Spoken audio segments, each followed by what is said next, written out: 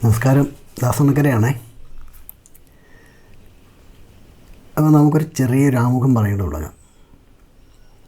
അല്പ ചരിത്രമാണ്. ചാനലിൻ്റെ ഒരു വിലയിരുത്തലിന് അത് ഉപകരിച്ചേക്കും. അതുകൊണ്ടാണ് ഭൂമിയും അതിലെ ജീവജാലങ്ങളുമൊക്കെ ഒറ്റ രാത്രി കൊണ്ടുണ്ടായതെന്ന് വരുന്നവർ ഇന്ന് നമുക്കിടയിൽ അധികം ഉണ്ടാകില്ല. അത്രയേറെ നമ്മുടെ പ്രപഞ്ച വിജ്ഞാനശാഖ വളർന്നിട്ടുണ്ട്. പ്രപഞ്ച വിസ്മയങ്ങളുടെ പരിണാമ ചരിത്രം തെളിവുകളുടെ പിൻബലത്തോടെ അങ്ങനെയാണ് നമ്മളെ പഠിപ്പിച്ചത്. അപ്പോൾ അതുകൊണ്ട് ശരിതെറ്റുകളെ ഒരു പരിധിവരെയെങ്കിലും തിരിച്ചറിയാൻ കഴിയുന്നവരുടെ എണ്ണം ഇന്ന് വളരെ കൂടുതലാണ്. ഒരു പൊട്ടിത്തെറിയിലൂടെ ഒരിക്കൽ തെറിച്ചു വീണ്ട തീഗോളം തിളച്ചു മറിഞ്ഞ് കോടിക്കണക്കിന് വർഷങ്ങളിലൂടെ ഉരുകി ഉറഞ്ഞ് മഞ്ഞുമൂടി തണുത്ത് മരവിച്ച് പിന്നീട് അത് ഉരുകി വെള്ളം നിറഞ്ഞ് അതിൽ ജീവൻ്റെ ആദ്യ കണികയുടെ തുടിപ്പുണ്ടായ ആ മഹാത്ഭുതം, അതാണ് ഇന്ന് നമ്മൾ കാണുന്ന മനോഹരമായ നമ്മുടെ ഭൂമി. കൽപ്പിത കഥകൾക്കൊന്നും കാതോർക്കാതെ ഭൂഗോളം ഇന്നും തിരിഞ്ഞുകൊണ്ടേയിരിക്കുന്നു. സൂര്യനെ ചുറ്റിയുള്ള അതിൻ്റെ യാത്ര നിർവിഘ്നം തുടരുകയാണ്. ഇവിടെ പരിണാമ ചരിത്രമൊന്നും വിശദീകരിക്കാൻ ഉദ്ദേശിക്കുന്നേയില്ല. അതൊക്കെ ഇന്ന് നമ്മുടെ കൊച്ചുകുട്ടികളുടെ വിഷയം.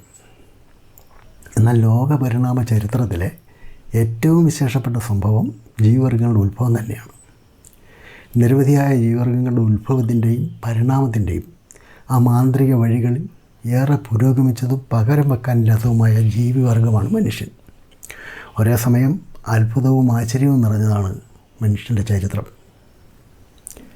നമ്മളിവിടെ ആധുനിക മനുഷ്യവർഗം പിന്നിട്ട വഴികളിലൂടെ മാത്രമുള്ളൊരു യാത്ര ആരംഭിക്കുകയാണ്. മനുഷ്യൻ തീർത്ത ചരിത്രങ്ങളുടെ വഴികളിലൂടെ, കേട്ടറിവിലൂടെ, ഉറച്ചുപോയ അവൻ്റെ വിശ്വാസങ്ങളിലൂടെ, നേടിയെടുത്ത ഗുണകരമായ മാറ്റങ്ങളിലൂടെ ഒക്കെയുള്ളൊരു യാത്രയാണ്. അടിച്ചമർത്തലും പിടിച്ചടക്കലും പാലായനങ്ങളും നിറഞ്ഞ ഉദ്വേഗഭരിതമായ ആ ചരിത്രങ്ങളുടെയും അന്വേഷണങ്ങളുടെയും തുടക്കത്തിൽ നിന്ന് തുടങ്ങുന്നൊരു യാത്ര. ലോകായനം ലോകത്തിൻ്റെ യാത്രയാണ്. ഈ യാത്രയിൽ അഭിപ്രായങ്ങളും നിർദ്ദേശങ്ങളും ഒക്കെയായി ഒപ്പമുണ്ടാകണം.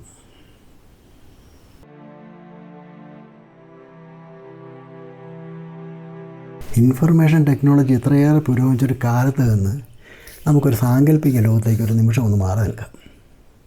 അപ്പോൾ നമ്മുടെ കയ്യിൽ ഫോണോ അതുപോലുള്ള മറ്റെന്തെങ്കിലുമോ ഇല്ലെന്ന് മാത്രമല്ല, ചില അപശബ്ദങ്ങൾ ഉണ്ടാകാമെന്നല്ലാതെ ആരോടും ആശയവിനിമയം നടത്താനുള്ള ഭാഷ പോലും നമുക്കറിയില്ലെന്ന് കരുതിക്കൂ. അത്തരം ഒരു കാലത്തെപ്പറ്റി ഇമാജിൻ ചെയ്താൽ എങ്ങനെ ഇരിക്കും? എന്നാലത് സത്യമാണ്. അങ്ങനൊരു കാലമുണ്ടായിരുന്നു. അതാണ് നമ്മുടെ ഇന്നത്തെ വിഷയം, ഭാഷയുടെ ഉത്ഭവം. അപ്പോൾ ഭാഷയുടെ ആവിർഭാവം എന്നതൊരു ഗവേഷണ വിഷയമാണ്. തീരെ ലളിതമായിട്ട് പറഞ്ഞു പോകാനൊക്കാത്തത്ര കനപ്പെട്ടൊരു വിഷയം. ലോകത്തിൻ്റെ ഏതു കോണിൽ നിന്നും നമുക്കിന്ന് ആശയവിനിമയം സാധ്യമാണ്. അതിനൊന്ന് ഒരുപാട് മാർഗങ്ങളുമുണ്ട്. നിരവധിയായ ഭാഷകളുടെ പിൻബലത്തോടെയാണ് നാം ഇന്ന് ആശയ രൂപീകരണവും ആശയവിനിമയവും നടത്തുന്നത്. എങ്ങനെയാണ് ഭാഷയുണ്ടായത്? അക്ഷരങ്ങളുണ്ടായതും എഴുത്ത് ശീലിച്ചതുമൊക്കെ എന്നു മുതലാണ് എന്നൊക്കെ അന്വേഷിക്കുമ്പോഴാണ് അത് എത്രമാത്രം ആഴമേറിയൊരു വിഷയമാണെന്ന് നമുക്ക് മനസ്സിലാക്കാൻ പറ്റുന്നത്. ചില കാര്യങ്ങൾ അങ്ങനെയാണ്, ലളിതമായി തോന്നുമെങ്കിലും കാര്യത എടുക്കുമ്പോൾ അതീവ ഗൗരവമുള്ളതായിരിക്കും. ഭാഷയുടെ ഉത്ഭവം എന്നുള്ളത് ഏവരാലും അംഗീകരിക്കപ്പെട്ട ഏറ്റവും വലിയൊരു പ്രഹേളികയാണ്. എവിടെ നിന്നാണ് ഈ ഭാഷ ഉത്ഭവിച്ചെന്നോ അതിന് എന്തുമാത്രം പഴക്കമുണ്ടെന്നോ കൃത്യമായിട്ട് നമുക്കറിയില്ല. അതിൻ്റെ വേരുകൾ ഏതാണ്ട് 2 ദശലക്ഷം വർഷങ്ങൾക്ക് മുൻപ് ആഫ്രിക്കയിൽ ജീവിച്ചിരുന്ന ചെറിയ മസ്തിഷ്കമുള്ള ഒരു ഹോമിനിഡിലേക്ക് വരെ നീണ്ടിരിക്കുന്നതായും ഭാഷാശാസ്ത്ര ഗവേഷകർ കരുതുന്നുണ്ട്. വംശനാശം വന്ന വിവിധ ഹോമിനിഡ് സ്പീഷീസുകൾ ഭാഷയുടെ സാവധാനത്തിലുള്ള പരിണാമപാതയുടെ ഉദ്ഘാടകരായി കാണപ്പെടുന്നു എന്നാണ് പൊതുവെ അവർ കരുതുന്നത്. ഒരേ സമയം ഭാഷ ഒരു ഉപകരണവും സംവിധാനവുമാണ്. നമ്മൾ ലോകവുമായി എങ്ങനെ ബന്ധപ്പെട്ടിരിക്കുന്നു എന്ന് നിർണ്ണയിക്കുന്നതും ഇതേ ഭാഷ തന്നെയാണ്. മറ്റൊരു തരത്തിൽ പറഞ്ഞാൽ ഭാഷയാണ് അതിൻ്റെ എല്ലാ അർത്ഥത്തിലും നമ്മെ മനുഷ്യരാക്കുന്നത്. മനുഷ്യരാശിയുടെ തുടക്കം മുതലുള്ള എല്ലാ അനുഭവങ്ങളുടെയും ആകെത്തുകയാണ് ഭാഷ. അതില്ലാതെ മനുഷ്യർക്ക് അവരുടെ വികാരങ്ങളോ ചിന്തകൾ, ആഗ്രഹങ്ങൾ, വിശ്വാസങ്ങൾ എന്നിവയോ പ്രകടിപ്പിക്കാൻ കഴിയില്ല. ഒരു കാര്യം ഓർമ്മിപ്പിക്കേണ്ടത്, നൂറ്റാണ്ടുകളായി ഇത് സംബന്ധിച്ച് നടക്കുന്ന ഗവേഷണങ്ങളുടെ വിശദീകരണം മാത്രമാണ് ഈ വീഡിയോയിൽ പങ്കുവെക്കുന്നത്. ലോകത്ത് ഏതാണ്ട് 6000-നും 8500-നും ഇടയ്ക്ക് ഭാഷകളും ഉപഭാഷകളും ഉണ്ടെന്നാണ് ഈ രംഗത്ത് ഗവേഷണം നടത്തിയിട്ടുള്ളവർ പറയുന്നത്. ഇതിൽ പിഡ്ജിനുകൾ, തരംതിരിക്കാനാവാത്ത ഭാഷകൾ എന്നിവ ഉൾപ്പെട്ടിട്ടില്ല. അപ്പോൾ ഭാഷയുടെ ഉത്ഭവത്തെക്കുറിച്ച് പഠിക്കാൻ ഗവേഷകർ ഫോസിലുകളെയും പുരാവസ്തു രേഖകളെയും ഒക്കെയാണ് ആശ്രയിക്കുന്നത്. ചരിത്രാതീത കാലത്തെക്കുറിച്ചുള്ള പഠനത്തിന് വേറെ അധികം മാർഗമില്ല എന്നതാണ് യാഥാർത്ഥ്യം.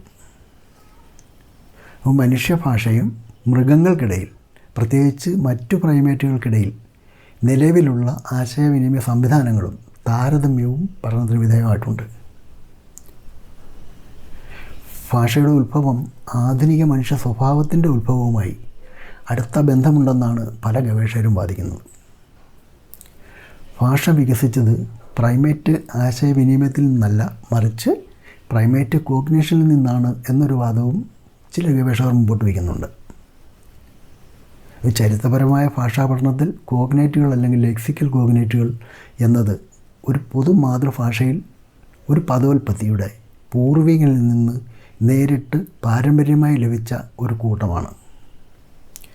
ഭാഷയുടെ സാമൂഹ്യ പശ്ചാത്തലത്തെപ്പറ്റി പഠിച്ച മൈക്കിൾ ടോമസലയെ പോലുള്ളവർ അത് പ്രൈമേറ്റ് ആശയവിനിമയത്തിൻ്റെ വൈജ്ഞാനിക വശങ്ങളിൽ നിന്ന് വികസിച്ചായിട്ടാണ് കരുതുന്നത്. എന്നാൽ ഇത് വോക്കലിന് വിരുദ്ധമായ ആംഗ്യഭാഷയാണെന്നും പറയുന്നു. അപ്പോൾ നമ്മൾ അന്വേഷിക്കുന്നത് എങ്ങനെയാണ് ഭാഷ ഉത്ഭവിച്ചത്, അതിൻ്റെ തുടക്കം എങ്ങനെയായിരുന്നു എന്നാണ്. അപ്പോൾ അതന്വേഷിച്ച് പോയാൽ പിന്നോട്ട് പോകേണ്ടി വരും. എന്നാലൊരു 3500-4000 വർഷം മുൻപുള്ള ഏതെങ്കിലും പ്രാചീന കൃതി വരെ ചെന്ന് ആ വഴി അവസാനിക്കും. അപ്പോൾ അതാണ് ആദ്യത്തെ ശക്തമായൊരു തെളിവെന്ന് പറയുന്നത്. അപ്പോൾ ഉപയോഗിച്ച ഭാഷയെപ്പറ്റി, അതിൻ്റെ ലിപികളെപ്പറ്റി, അവയുടെ ആവിർഭാവത്തെപ്പറ്റി ഒന്നും തന്നെ നമുക്ക് അറിയാനൊക്കില്ല. അപ്പോൾ നമുക്ക് വീണ്ടും പിന്നോട്ട് തന്നെ സഞ്ചരിക്കേണ്ടി വരും.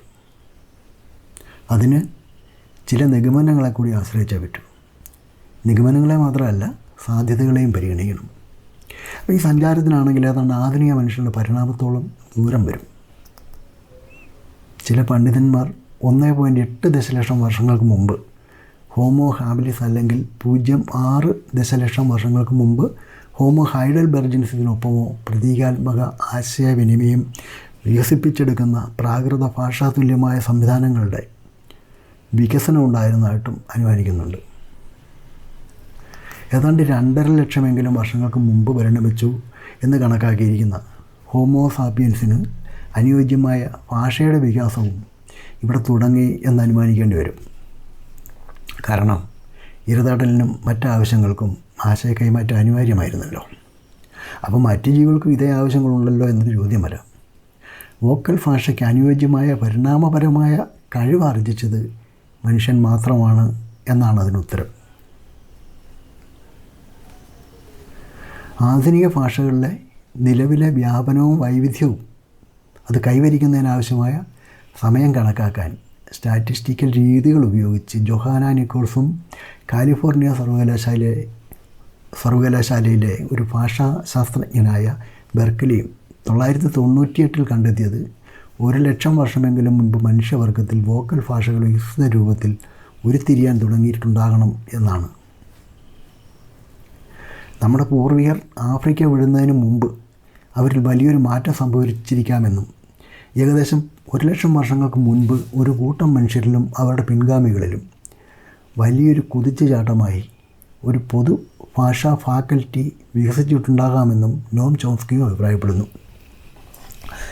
ജനിതക പുരാവസ്തു, പാലിയന്റോളജിക്കൽ കൂടാതെ മറ്റ് പലതരത്തിലുള്ള തെളിവുകളും സംയുക്തമായി പരിഗണിക്കുമ്പോൾ മധ്യശിലായുഗത്തിൽ സഹാറൻ ആഫ്രിക്കയിൽ എവിടെയെങ്കിലും ഭാഷ ഉയർന്നു വന്നിരുന്നതായി കണക്കാക്കാം.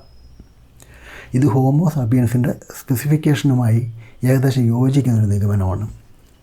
അടയാളങ്ങളും ആംഗ്യങ്ങളും, വിവിധ പ്രകൃതി ശബ്ദങ്ങൾ, മറ്റു മൃഗങ്ങളുടെ ശബ്ദം, മനുഷ്യൻ്റെ സഹജമായ കരച്ചിൽ എന്നിവയുടെ അനുകരണവും പിന്നീട് അതിൻ്റെ പരിഷ്കരണവും ഭാഷയുടെ ആവിർഭാവത്തിന് കടപ്പെട്ടിരിക്കുന്നു എന്ന അനുമാനത്തിലും കുറേയൊക്കെ ശരിയുണ്ടാകാം. ഇപ്പം മൃഗങ്ങളുടെയും പക്ഷികളുടെയും കരച്ചിലിനെ അനുകരിച്ച് ആദ്യകാല വാക്കുകളുണ്ടായിരിക്കാം എന്ന വാദവും നമുക്കിതിനോട് ചേർത്ത് കാണണം.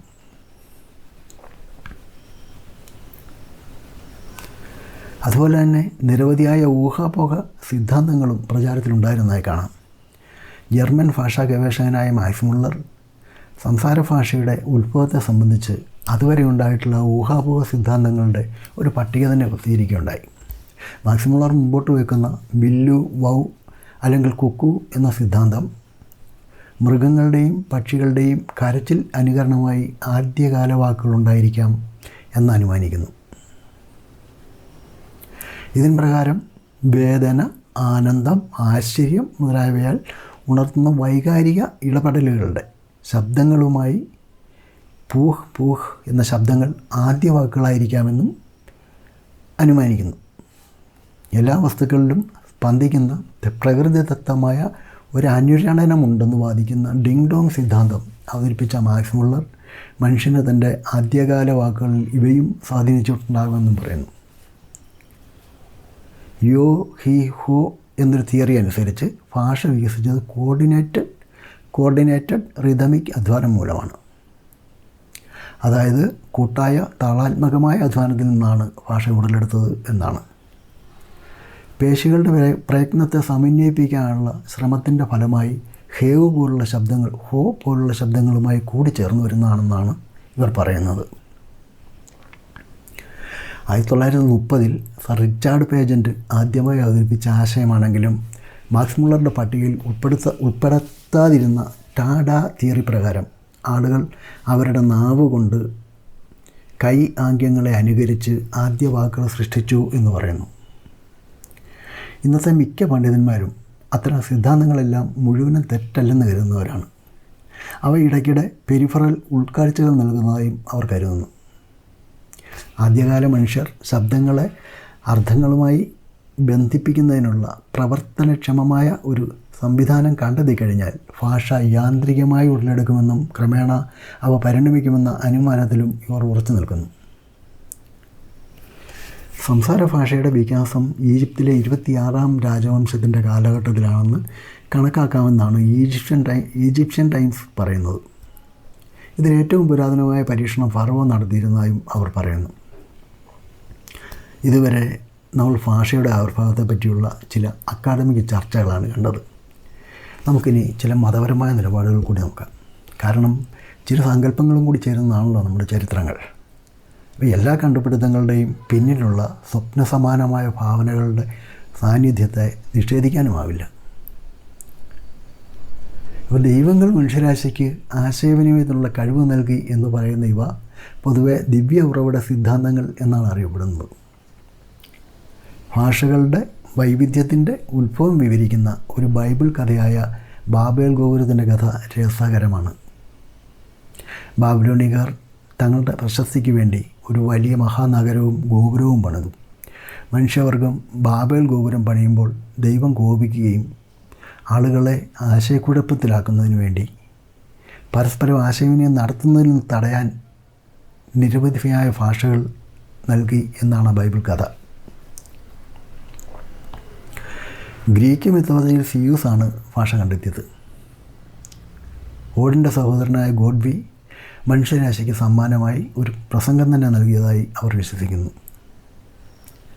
കിഴക്കൻ ആഫ്രിക്കയിലെ വാസാനിയ ജനതയും വിശ്വസിക്കുന്നത് അവരുടെ പൂർവികർ ഒരിക്കലൊരു വോക്കൽ ഭാഷ ഉപയോഗിച്ചിരുന്നു എന്നാണ്.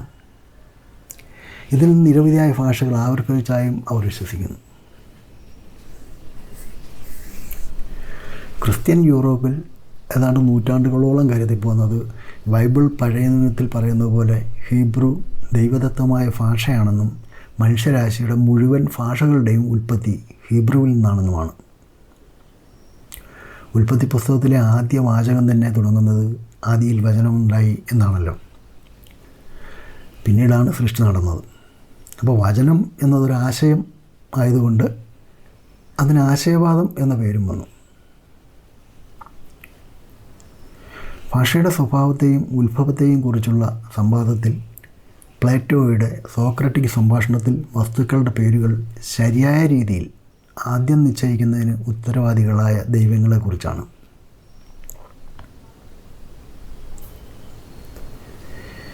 എന്നാൽ ഇന്ത്യൻ മിത്തോളജിയിൽ ഋഗ്വേദത്തിലെ ദൈവമായ ഇന്ദ്രനാണ് ഭാഷ കണ്ടുപിടിച്ചത്. ഈ ദുർഗ്രഹമായ പല ചോദ്യങ്ങൾക്കും ഇവരൊക്കെ ഉത്തരം കണ്ടെത്തിയിരുന്നത് ദൈവത്തിങ്കലാണ്. അപ്പോൾ അവിടെ കാര്യകാരണങ്ങളുടെ അന്വേഷണം അവസാനിപ്പിക്കാം എന്നൊരു ഗുണവുമുണ്ട്. മുമ്പ് ഉറങ്ങിക്കിടന്ന ഭാഷാപരമായ സർഗാത്മകതയ്ക്കുള്ള ഒരു ജനിതക സാധ്യത മനുഷ്യനെ അതിന് പ്രാപ്തനാക്കി എന്ന് കരുതുന്നതിൽ കുറച്ചൊക്കെ ശരിയുണ്ടാകാം. ചിമ്പാൻസികൾക്കും ബോണോബോസുകൾക്കും പ്രതീകാത്മക ഭാഷാ കഴിവുകൾ ഒളിഞ്ഞിരിക്കുന്നുണ്ടെന്നുള്ളത് കണ്ടെത്തിയിട്ടുള്ള വസ്തുതയാണ്. അപ്പോൾ ഭാഷയുടെ ആവിർഭാവം മനുഷ്യൻ്റെ ചരിത്രാതീത കാലഘട്ടത്തിലേക്ക് നീളുന്നതിനാൽ പ്രധാന സംഭവവികാസങ്ങളുടെ നേരിട്ടുള്ള അടയാളങ്ങളൊന്നും തന്നെ ചരിത്രത്തിൽ അവശേഷിച്ചിട്ടില്ല. ആശയ കൈമാറ്റത്തിന് ഓരോ ജീവിവർഗത്തിനും അവരുടേതായ രീതികൾ ഉണ്ടെന്നുള്ള കാര്യം തെളിയിക്കപ്പെട്ടിട്ടുള്ളതാണ്. മനുഷ്യൻ്റെ കാര്യത്തിൽ ചിലർ പറയുന്നത് പോലെ ഭാഷാപരമായ കഴിവ് പെട്ടെന്നൊരു ദിവസം സംഭവിച്ചൊരു അത്ഭുതമൊന്നുമല്ല. അത് അതിൻ്റെ തനത് രൂപത്തിൽ ഒന്നുമില്ലായ്മയിൽ നിന്ന് പ്രത്യക്ഷപ്പെട്ടതായി സങ്കല്പിക്കാൻ പോലും കഴിയില്ല. അപ്പോൾ അതുകൊണ്ട് തന്നെ ഇത് മനുഷ്യരുടെ പ്രൈമേറ്റ് പൂർവികർക്കിടയിലെ മുൻകാല ഭാഷാ വ്യവസ്ഥകളിൽ നിന്ന് പരിണമിച്ചിരിക്കണം. പ്രധാനമായും 10,000-കണക്കിന് വർഷങ്ങളിലൂടെ ക്രമാനുഗതമായി വികസിച്ചു വന്ന തലച്ചോറിൻ്റെയും ചുണ്ട്, നാവ്, വോക്കൽ കോഡ് എന്നിവയുടെയും സംയുക്തമായൊരു പ്രവർത്തനത്തിൻ്റെ ഫലമാണത്. ഇതേ കാലത്ത് തന്നെ ചിത്രലിപികളും രൂപപ്പെട്ടിരിക്കണം. തീർച്ചയായും ഭാഷയുടെ ഉത്ഭവം ശബ്ദത്തിൽ നിന്ന് തന്നെയാണ്. ലിപികൾ ചിത്രങ്ങളിലൂടെയും ജന്മമെടുത്തിരിക്കണം. ഇവിടെയും മറ്റൊരു സംശയം വരാം. പിന്നെ എങ്ങനെയാണ് നിരവധിയായ ഭാഷകൾ ഉണ്ടായതെന്ന്? വിവിധ ഗോത്രങ്ങളായി പിരിഞ്ഞ ആദിമ മനുഷ്യൻ ജീവസന്ധാരണത്തിന് വഴിതേടി വിവിധ ഇടങ്ങളിൽ കുടിയേറി. ആദിഗോത്രത്തിൽ ഉടലെടുത്ത മൂലഭാഷയിൽ നിന്ന് കാലദേശ വ്യത്യാസങ്ങളുടെ സ്വാധീനത്താൽ ഉപഭാഷകൾ ഉണ്ടായതാകാനേ വഴിയുള്ളൂ. അവർക്കിടയിൽ ആശയവിനിമയത്തിനായുള്ള ശബ്ദങ്ങളും അവയുടെ തുടർച്ചയായ ആവർത്തനവും അതിൻ്റേതായ താളക്രമവും അർത്ഥവും നൽകി ആദ്യത്തെ പ്രാകൃത ഭാഷയിൽ നിന്നും തികച്ചും വ്യത്യസ്തമായതും എന്നാൽ മൂലഭാഷയുമായി ചില പൊരുത്തങ്ങളോടുകൂടി ഭാഷയുടെ വകഭേദങ്ങൾ രൂപപ്പെട്ടിരിക്കണം. ക്രമേണ വംശവർധന അവരെ അതിജീവനത്തിനായി 10,000-കണക്കിന് വർഷങ്ങളിലൂടെയുള്ള കുടിയേറ്റത്തിന് പ്രേരിപ്പിച്ചു. അങ്ങനെ അവർ പല വിഭാഗങ്ങളായി ലോകത്തിൻ്റെ വിവിധ ഭാഗങ്ങളിൽ എത്തിപ്പെട്ടു. ചുറ്റുപാടുകളുടെ സ്വാധീനത്താൽ അവനൊപ്പം ഭാഷകൾക്കും പരിണാമം സംഭവിച്ചു. അപ്പോഴേക്കും അവർക്കിടയിൽ സാമൂഹ്യമായ ഒരുപാട് മാറ്റങ്ങളും വേർതിരിവുകളും ഉണ്ടായിട്ടുണ്ട്. ഇതിനോടകം ചിത്രലിപികളിൽ നിന്നും യഥാർത്ഥ ലിപികളിലേക്കുള്ള പരിണാമവും സംഭവിച്ചിരുന്നു. തുടർന്ന് എഴുത്തുഭാഷ വഴങ്ങിയ ആളുകൾക്ക് മാത്രം അത് ഉപയോഗിക്കാനുള്ള അവകാശം അവർ പ്രഖ്യാപിച്ചെടുത്തു. മേൽപ്പറഞ്ഞ വിഭാഗം തങ്ങളുടെ ഭാഷയ്ക്ക് പ്രത്യേക പവിത്രതയുണ്ടെന്നും അത് ദൈവദത്തമാണെന്നും വാദിച്ചു. ഭാഷയുടെ പരിഷ്കരണത്തോടൊപ്പം മനുഷ്യഭാവനയും അവൻ്റെ സ്വപ്നങ്ങളും വികസിച്ചു. അവൻ അതുവരെ വാമൊഴിയായി കേട്ട കഥകളൊക്കെ ഭാവനയ്ക്കൊപ്പം കൂട്ടിച്ചേർക്കലുകളുടെ സാഹിത്യങ്ങളായി പിറവിയെടുത്തു. അങ്ങനെ വിവിധങ്ങളായ ഇതിഹാസങ്ങളുണ്ടായി. ഒരു വിഭാഗം മനുഷ്യരെ താഴ്ന്ന നിലവാരത്തിലുള്ളവരായി കണക്കാക്കുന്ന കീഴ്വഴക്കം ലോകത്തെല്ലായിടത്തും അക്കാലത്തുണ്ടായിട്ടുണ്ട്. അക്ഷരങ്ങളുടെ ലോകം അവർക്ക് മുമ്പിൽ തുറക്കാതിരിക്കുന്നതിൽ അക്ഷരജ്ഞാനികൾ പ്രത്യേകം ശ്രദ്ധിച്ചിരുന്നു. അങ്ങനെ ആരെങ്കിലും അതിന് ശ്രമിച്ചാൽ അവർക്ക് കടുത്ത ശിക്ഷ ഉറപ്പാക്കുന്ന നിയമങ്ങളും അവർ നിർമ്മിച്ചു. ഭാഷ കൈവശമുള്ള തങ്ങൾ മറ്റുള്ളവരെക്കാൾ ശ്രേഷ്ഠരാണെന്നും തങ്ങളുടെ ഭാഷയും ശ്രേഷ്ഠമാണെന്നും അവർ കരുതുകയും പ്രചരിപ്പിക്കുകയും ചെയ്തു. അതുകൊണ്ട് തന്നെ തങ്ങൾക്ക് മറ്റുള്ള ആളുകൾ കീഴ്പ്പെട്ട് കഴിയണമെന്നും അവർ നിഷ്കർഷിച്ചു. അങ്ങനെ ഭാഷ മനുഷ്യരെ രണ്ടായി തിരിക്കുന്ന മതിലായി മാറിയ ഒരു ദുർഗതിയും ലോകത്തിനുണ്ടായിട്ടുണ്ട്. മനുഷ്യവികാസ ചരിത്രത്തിൽ ഇതിനോടകം പല രൂപത്തിലും ഭാഷ വികസിക്കുകയും കാലക്രമേണ അതെല്ലാ പ്രതിരോധങ്ങളെയും തകർത്ത് താഴെത്തട്ടിലുള്ളവരിലേക്കും എത്തിപ്പെടുകയും ചെയ്തു. ഇന്ന് ആ ഗണത്തിൽപ്പെട്ട ഭാഷകളുടെ വരണ്യം അവസാനിച്ചു. അതൊക്കെ ഇന്ന് ഏതൊരു സാധാരണക്കാരനും പ്രാപ്യമായി.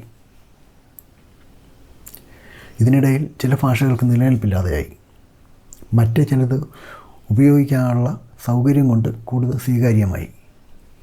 ആയിരക്കണക്കിന് വർഷങ്ങളിലൂടെ ഓരോ ഭാഷയും ഇന്ന് കാണുന്ന പോലെ സൗന്ദര്യവൽക്കരിക്കപ്പെട്ടു. വീഡിയോ ഉപകാരപ്പെട്ടെങ്കിൽ അഭിപ്രായം പറയുക. അപ്പോൾ ഇത്തരത്തിലുള്ള മറ്റൊരു വീഡിയോയുമായി വീണ്ടും കാണാം. നന്ദി.